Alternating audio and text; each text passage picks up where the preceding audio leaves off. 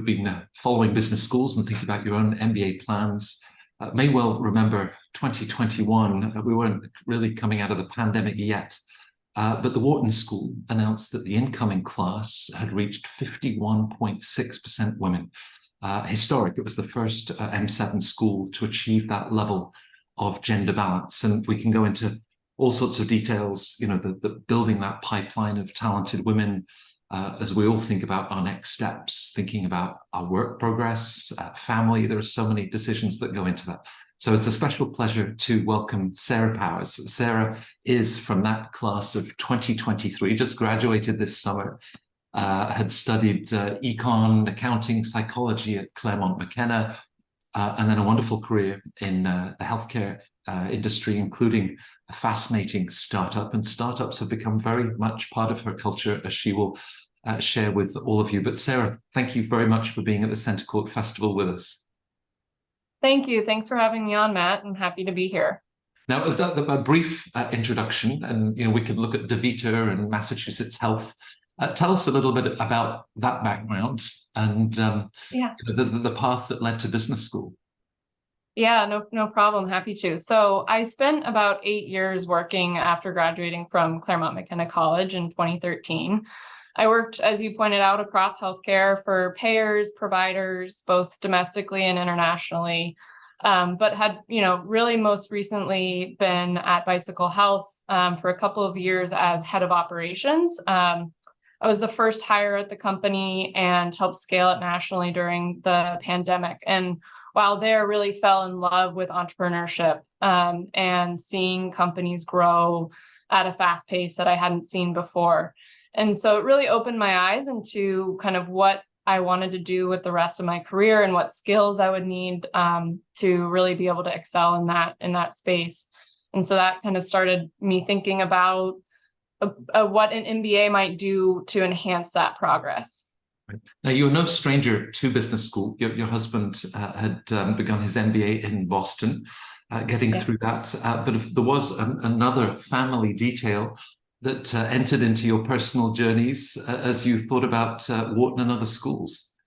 Yeah, absolutely. So as I was, as Bicycle Health was growing, the startup I was at, we learned that we were expecting our first child. And so I kind of was going through this process during COVID of, what does my career look like over the next 5 years? What do I need to be successful? But now with baby on the way, what do we want our family life to look like? And all of those important questions. And so I did start thinking about, okay, business school and let's throw our hat in the ring again and see what happens. And was really fortunate to get into Wharton. But when I got into Wharton, I knew that I had 3 things on my plate: our baby, school, and work. And I could pick 2 of those things and do well at them, but not all 3.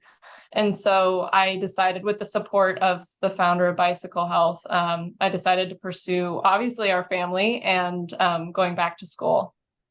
So, of course, the solidarity of studying data sufficiency and critical reasoning on the GMAT with a growing family. In terms of, it's a big decision anyway, to get an MBA, to go back to school. How had you assessed, the investment that you'd be making, both financially and in terms of, personally in your time? Yeah. So, I guess also to touch on the GMAT, it was never my friend. It took me several years to really crack it transparently. So I'd say for anybody that's struggling with it, keep at it. And there's, I tried a few different test prep programs and found one that ended up working for me. But for like the investment in terms of, the financial and time investment, having watched my husband go through the progress of his MBA journey and what it did for him, I think I could see personally and professionally how it would be a really unique opportunity to learn from other peers, other classmates, professors, in this once in a lifetime environment that can really kickstart your growth. So professionally, I could see that it was a no-brainer. Financially, of course, there are some implications. You're taking yourself out of the workforce for a couple of years. If you're not receiving a scholarship, it's quite a financial commitment. And so I think that became a very serious conversation in our house too, right? Where we were growing this family and have this huge commitment on our hands. And so it really put laser focus on how I would spend my time and where to invest my time, because that investment needed to pay off in the future. So it really kind of brought hyper focus to what I wanted to get out of the experience and daily living that commitment. Right. And presumably beyond questions about accommodation and the lifestyle change, it was also the idea of a young family. How did you sort of connect with Wharton to find out what it would be like being a young mom in the MBA classroom? Yeah. So glad you mentioned our class being the first class over 50% female population.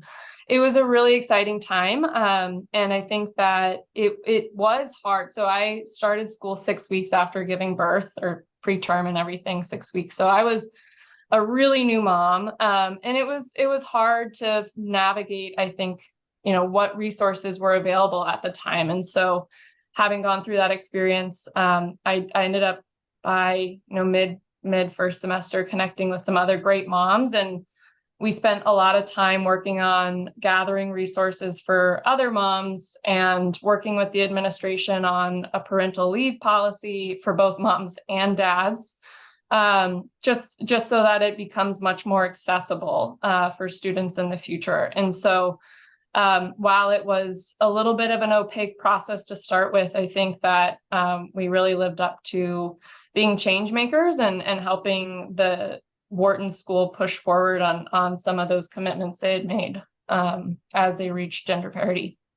Embedded in the Wharton application, there's been a slight change to the application under the leadership of Blair Mannix, and a question about how you will contribute to the Wharton community. Is that reflected in what you've just described in terms of young parents sort of gathering resources and not just thinking about, well, what does this mean for me, but how could this help all of the students or extended families that are in this situation?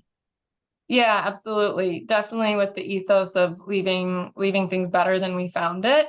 And I think that so many moms and so many dads came to school with such different backgrounds and resources, and many of whom are from overseas. And so moving to the U.S. can be a hard process in general, but moving to the U.S. with a family can even be harder. And so really kind of opening things up to look at, okay, what are all the resources that this particular subset of the population needs, and how can we deliver that to them, but also starting with parental leave policy, just because a lot of the top schools don't have a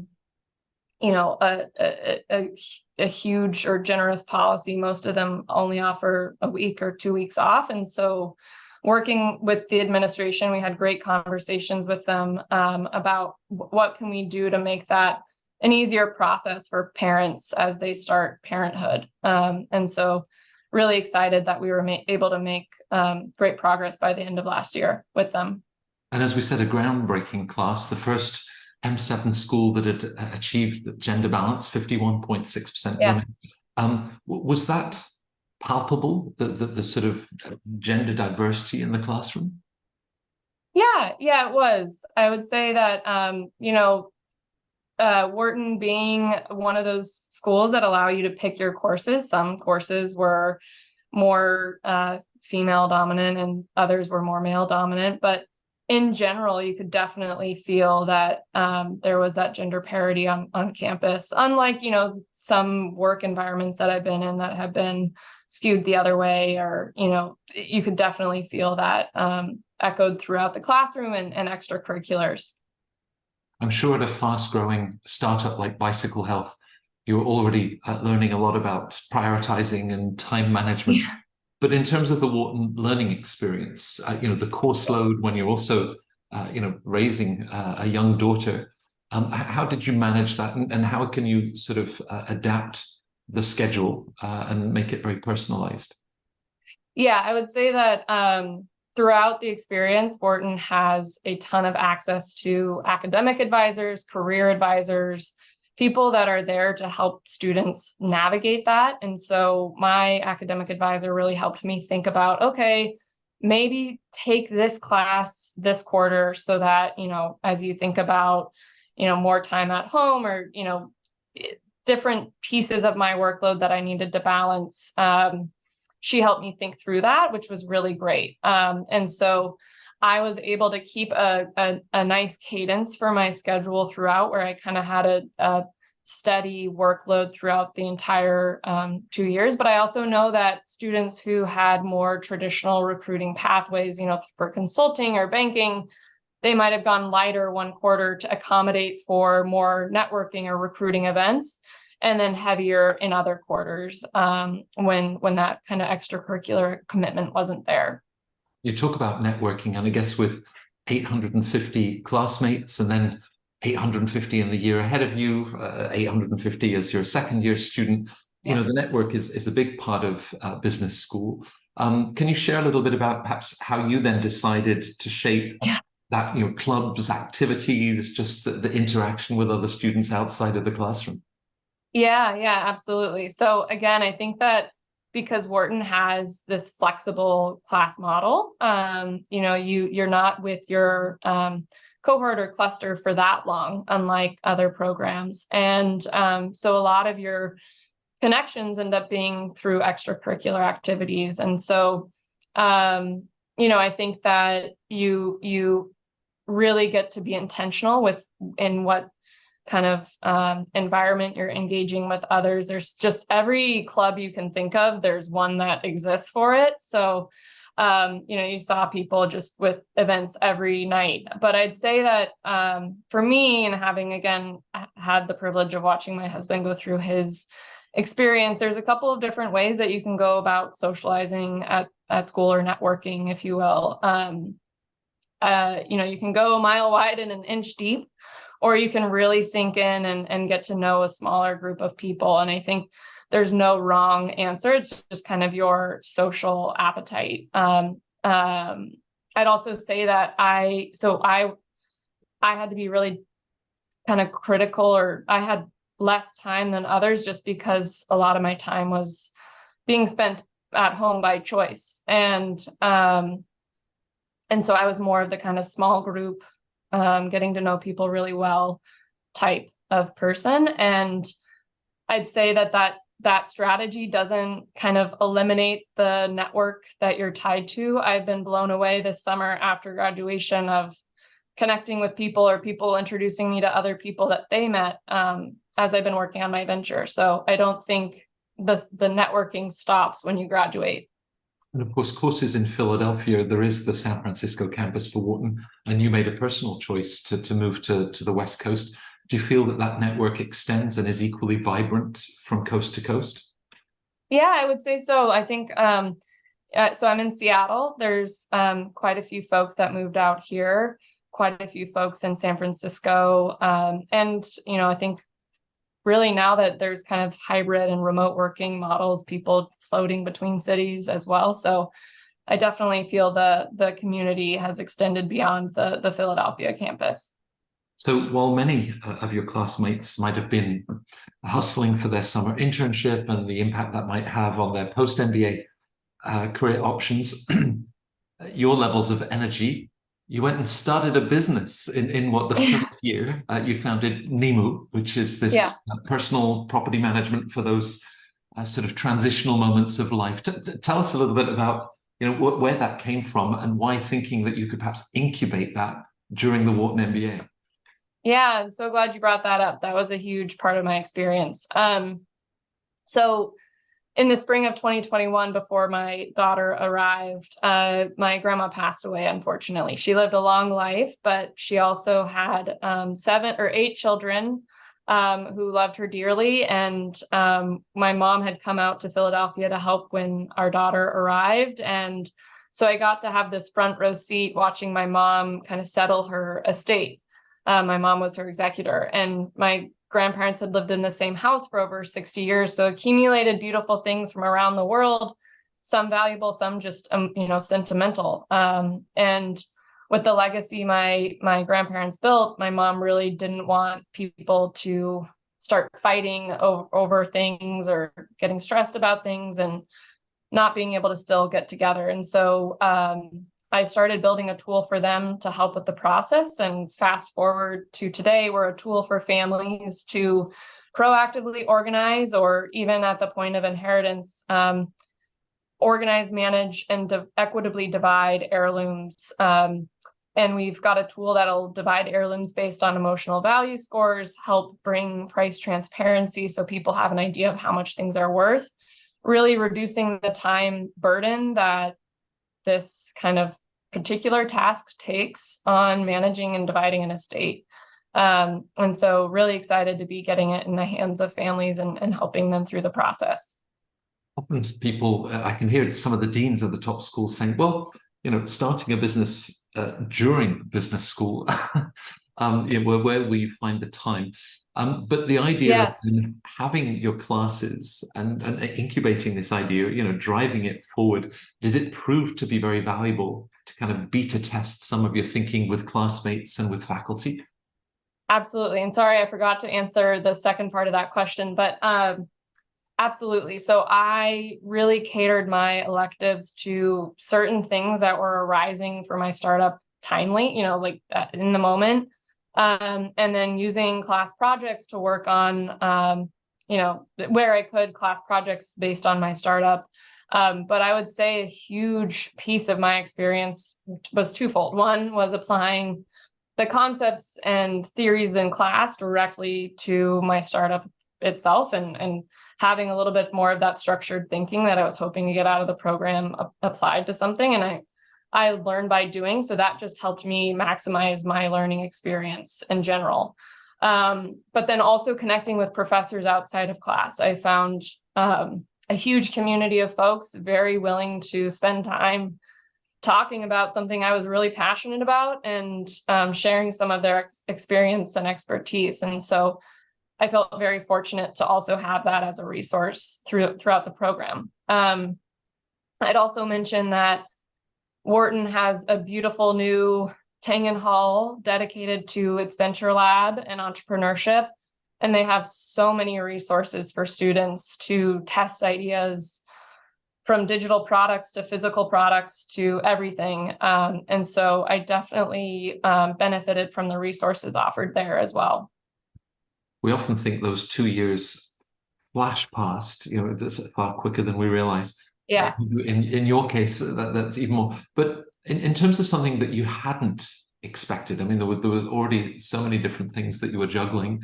Anything that really surprised you about going back to business school and the Wharton MBA? I think that I think that the openness of the community and students' willingness to learn about others, but also help others, and get feedback from others. It was just, I hadn't experienced anything quite like it. I'd also say I did one of the leadership ventures, one of the programs abroad, where you go on a trip for 10 days with a small group of students and have different challenges presented to you. And I learned a ton from that in ways that you can't learn in the classroom. And so I think just also hadn't expected Wharton to offer so many learning experiences in and outside of the classroom that I really appreciated. Yeah. Looking at websites, chat forums, talking to students and alum, I mean, we can only gather so much information.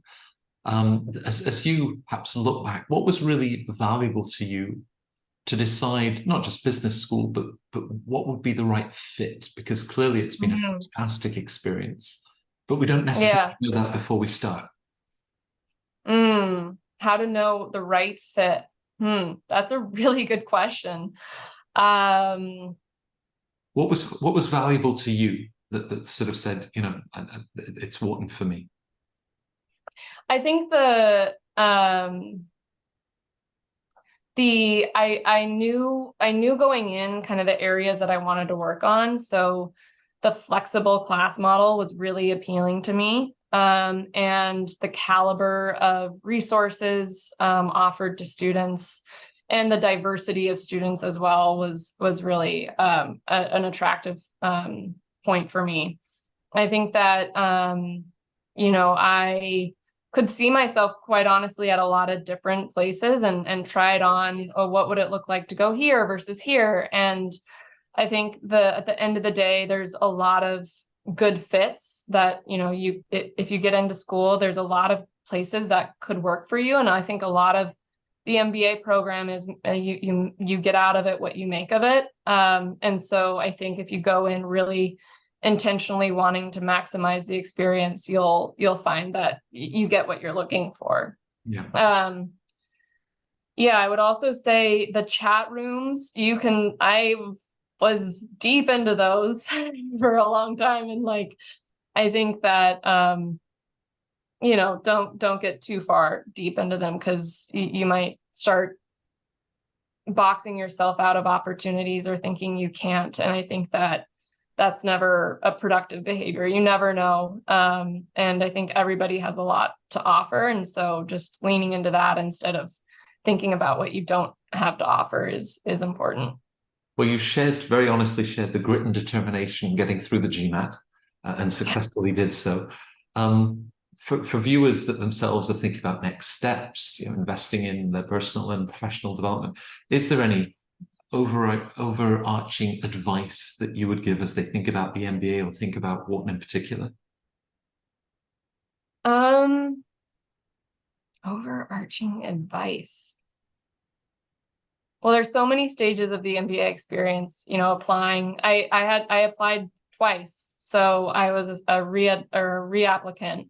So I'd say never give up, and really do that self-reflection to really think about what it is you want and why you're a good candidate. And then, I think that for the MBA journey in itself, it's a once in a lifetime experience. And again, you get out of it what you put into it. And I think that there's a lot of great things about it, but if you're one of those people that just can't crack it, there's other ways that you can hack and learn and grow as well. So stick with it and it'll come if it's meant to be. Over the last 15, 20 years, when Wharton had 31, maybe 32, 33% women in the MBA classroom, we've talked a lot about the importance of role models. So you're a wonderful role model. I'm so glad you could join us at Centre Court to share that experience and everything that you gain, with everything that you put into it. It's fantastic to be able to capture this story, and I'm sure inspire many others as they think about their own personal situations and how they can create the sort of experience that you have. So congratulations. I hope that the business with Nemo continues to flourish. We'll be following that story. Thank you. But again, thank you for joining us at Centre Court. Thank you so much, and thanks for inviting me on.